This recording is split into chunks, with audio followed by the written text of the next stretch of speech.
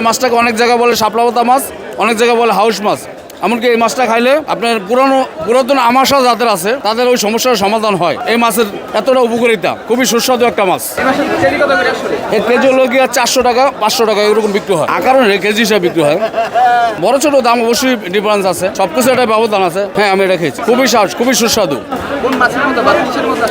এটা আসলে সেম গরু গোস্তের ক্যাটাগরি। আপনি গরু গোস্ত যেভাবে ঠিক এভাবেই রান্না করতে হবে ময় মশলা দিয়ে।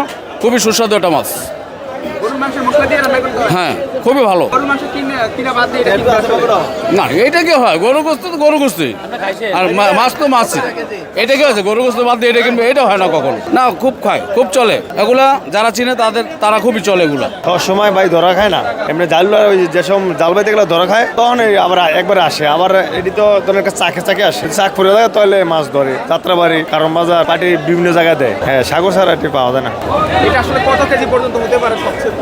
200 কেজি হয়, 200 কেজি 200 কেজির উপরে হয়। আমি 180 কেজির মতো মনে দেখছি, কাটতে পাঠাইছি।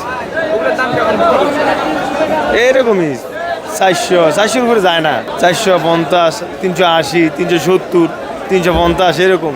রান্না করে কেমনে আসলে? এই বুনা করে পেঁয়াজ মরিচ দিয়া। স্বাদের মাছ অনেক। গরু মাংস যেরকম না, এরকম ভাগালে এরকম মাংস এরকম লাগে। ধরেন এরকম মাটি করকর করে অনেক মজা লাগে, মজার মাছ। এই যে এক সপ্তাহ পরে আজকে আসলো, আবার এক সপ্তাহ পরে এরকম আসে। এটা রেগুলার আসে না, ধরা খায় না। আগে তো বাংলাদেশি মানুষ এগুলো খেত না, এখন খাচ্ছে আছে। হ্যাঁ, এখন খায়। আর ভাই অনেক আগে তো ক্যাকড়ো খাইতো না, ক্যাকড়ো তো পায়ও না, যে 400 টাকা কেজি বেশি পায় না। তারপরে লুট্টা মাছ আগে খাইতো না, আমাদের লুট্টা মাছ চাহিদা পাওয়া যায় না।